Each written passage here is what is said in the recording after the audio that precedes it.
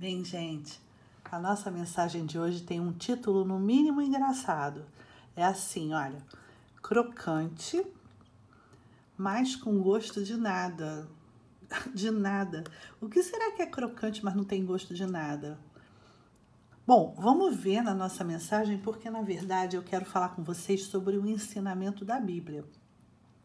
E esse ensinamento da Bíblia, ele está escrito em várias partes da Bíblia. Mas eu escolhi duas partes. Então eu vou contar duas vezes o mesmo ensinamento escrito em dois lugares diferentes da Bíblia. O primeiro é lá no início da Bíblia, no livro de Gênesis, e o outro é no meio da Bíblia, onde tem os evangelhos, depois que Jesus nasceu. Bom, gente, a Bíblia, eu sempre falo para vocês, é um livro de histórias verdadeiras, de ensinamentos verdadeiros, é a palavra de Deus. Mas, para a gente entender direitinho, eu sempre gosto de inventar uma história e eu inventei uma história para a gente começar a entender do que se trata esse ensinamento bíblico verdadeiro. Lembra, gente? A minha história é uma história inventada da minha cabeça. Mas o ensinamento bíblico não, é a palavra de Deus e é a verdade. Mas, enfim, vamos ver que história inventada é essa que se passa numa escola, num lugar muito legal da escola. Aliás, é um lugar que eu sempre gostei muito, que é o laboratório. Algumas escolas têm laboratório de ciências, de química. Esse laboratório é um laboratório de ciências e estava na hora da aula de ciências. E é muito legal quando a tia fala assim, vamos para o laboratório. Eu, por exemplo, gostava muito de ir para o laboratório porque lá é que a gente fazia as misturas, a gente fazia as experiências, via o que dava certo e o que não dava certo. E estava na hora da aula de ciências e o tema era o sentido do paladar. Paladar é a gente sentir o gosto das coisas. A gente reconhecer através da nossa língua o sabor dos alimentos. E a gente tem, na verdade, o paladar é um dos nossos sentidos. A gente tem 5 sentidos humanos. Um dos sentidos é a capacidade da gente sentir o cheiro através do nosso nariz. É o olfato. Outro sentido humano é o sentido que a gente tem, a capacidade de sentir pelo toque, geralmente das mãos, o que a gente está pegando. Esse menino, por exemplo, ele está caindo umas gotinhas de água na mão dele. Então, ele logo vai ver que a mão dele vai ficar molhada. Então, através do tato, ele está sentindo a textura disso que está caindo na mão dele, no caso é a água. O outro sentido humano é a audição. A audição é a capacidade que a gente tem de ouvir os sons. Alguns sons são mais graves, outros sons são mais agudos.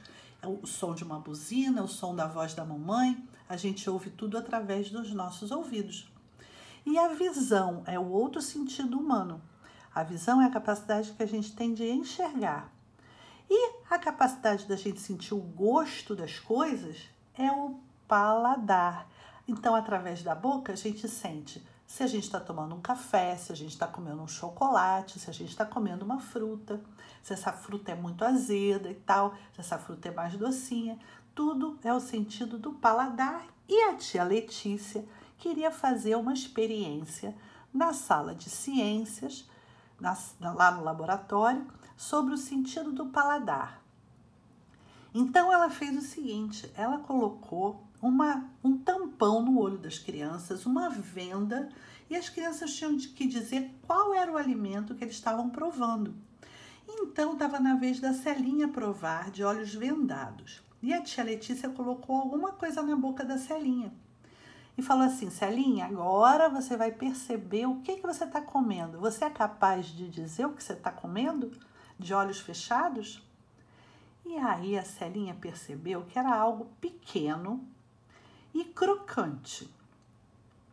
O gosto não era ruim, mas o que era? Não era liso, mas estava com gosto de nada. Não tinha gosto de nada, era um nada crocante. Era crocante, mas não era nada. É um nada crocante, tia Letícia. Celinha falou. E aí a tia Letícia falou assim, como assim? Como assim um nada crocante? E aí a Celinha desistiu de adivinhar, tirou a venda dos olhos e teve uma surpresa.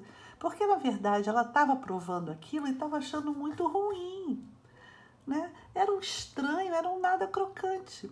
E a surpresa que ela teve foi o seguinte, que, na verdade, era a delícia que ela mais gostava. Quando ela tirou a venda, ela viu que era pipoca.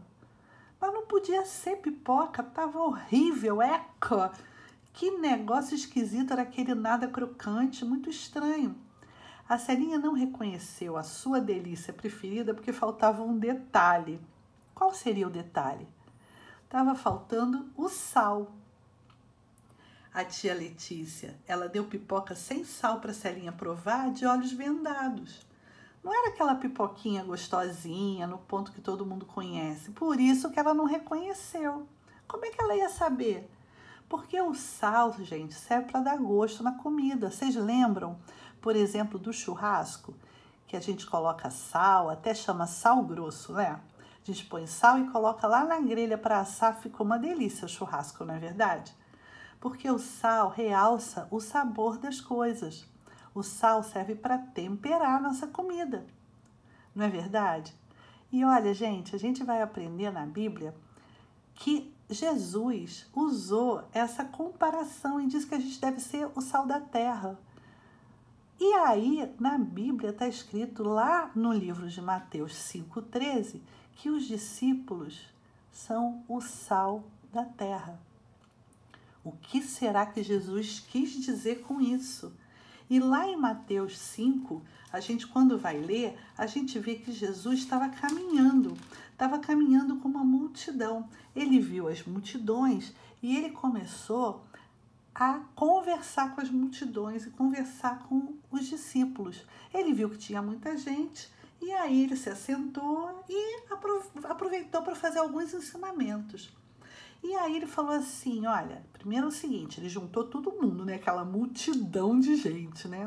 Não era só isso aí, não, era uma multidão mesmo. E aí ele falou assim, vós sois o sal da terra. Tá lá em Mateus 5,13, o sal da terra. Que coisa estranha, por que será que ele falou isso? Que os discípulos eram o sal da terra. Porque o sal da terra é assim, olha, é o que dá o sabor, o que faz a diferença. Essa comparação que Jesus usou é muito, muito, muito interessante. Porque no mundo que a gente vive, a gente deve fazer a diferença. Quem tem Jesus no coração, quem é alegre, tem a alegria de Jesus, a alegria está no coração de quem já conhece a Jesus, vai fazer a diferença no mundo que não tem Jesus. E vai contar para as outras pessoas do amor de Jesus. Então, a gente deve fazer a diferença nesse mundo onde as pessoas pensam mais no mal do que no bem. Não é verdade? A gente precisa fazer a diferença sendo bom, né? Agora, gente, olha só, é muito fácil fazer a diferença na igreja, por exemplo, que todos, né, têm o mesmo propósito, todo mundo aprende a mesma coisa. Mas se a gente estiver num lugar onde as pessoas não conhecem Jesus, a gente tem que continuar fazendo a diferença, não é verdade? A gente tem que ser amigo dos amigos, amigo dos inimigos também. A gente já falou nisso aqui no culto. Será que a gente ia continuar sendo fiel às coisas que agradam o coração de Deus se a gente estivesse num grupo onde as pessoas só pensam em coisa errada, por exemplo? Né? Será que a gente, por exemplo, na escola, se a nossa turminha resolvesse fazer coisas erradas, será que a gente ia fazer o mesmo? E bem escondidinho? Será que isso ia agradar o coração de Deus? Mas a gente deve ser sempre, sempre, sempre bom e demonstrar que a gente tem Jesus no coração. Lá no livro de Gênesis tem uma história que fala o seguinte, sobre a corrupção do gênero humano. Tia, que história, que palavra estranha, corrupção do gênero humano. Mas é o título da lição que está lá no início da Bíblia, no livro de Gênesis. Vocês vão reconhecer rapidinho, rapidinho, porque vocês se lembram da história. está escrito lá em Gênesis que o Senhor viu que a maldade do homem tinha se multiplicado na terra. A história começa assim. Viu o Senhor que a maldade do homem se havia multiplicado na terra. Então, a maldade tinha se multiplicado na terra. Mas Deus tinha lá na terra uma pessoa que fazia a diferença. Era essa pessoa. A maldade tinha se multiplicado na terra. E esse homem aí era um homem bom e justo. Era Noé. Noé era um homem bom, era um homem justo. Vocês se lembram da história de Noé? Ele era um homem justo que agradava o coração de Deus e fazia diferença onde ele vivia. Onde ele vivia. Vocês se lembram?